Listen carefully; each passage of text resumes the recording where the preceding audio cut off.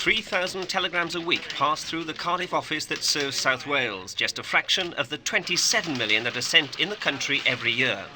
Last year, though, the service made a £27 million loss, so the first price increase for 4 years has become inevitable. You're ringing me from a call box, you. Just a sec, I'll have to work the price out. One moment. Now, instead of the existing charge of 70 pence and 7 pence a word, every telegram registered through post offices or call box will cost £1 and 10 pence a word. That's going to cost you £2.30 to put in the box, if you would.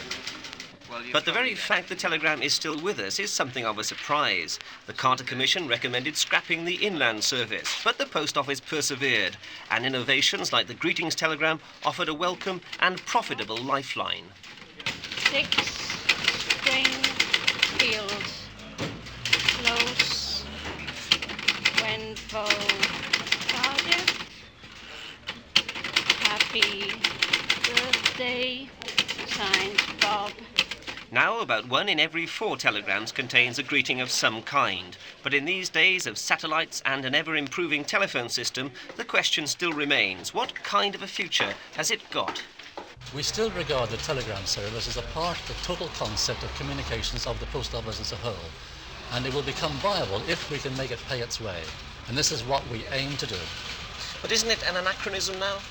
It rather depends upon from where you're looking at it. If you're looking at it from a busy London office, communication instruments all around you, you may think that way. But if it's a question of life and death and you haven't got a telephone handy, then in fact you would find a telegram is still your best means of getting there. Has the number of telegram users, in fact, declined dramatically over the last few years? Well, if you say over the last few years, there has been quite a significant change. We have developed a major publicity campaign since 1978.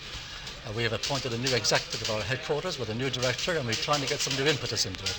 And if I give you some very quick figures, for instance, at 1968, compared to the previous year, we were going downhill at the rate of about 30% per annum. As at 1979, compared to 1978, we were in fact, the telephone service was up by 2% on the previous year. Isn't the telegram still something only to be used in extremes, either when somebody's won the pools or when there's bad news to impart? This is still a popular concept of when a telegram is used, but again it depends on whether you have a telephone yourself or not. Any important message is still sent by a telegram quite often by a number of people. And as that post office advertising campaign will be telling us, 1 telegram is worth 1,000 words. For a little girl celebrating her birthday, the arrival of a greeting carried in style by a red van and a junior postman, well, they're not called delivery boys anymore, could well prove the point. And the forgetful might like to remember that between phone call and delivery, not much more than half an hour elapses. And the reaction when it comes probably makes that 35% increase seem worthwhile. Helen Crofts? Yes. It's a telegram for you. Oh, thank you.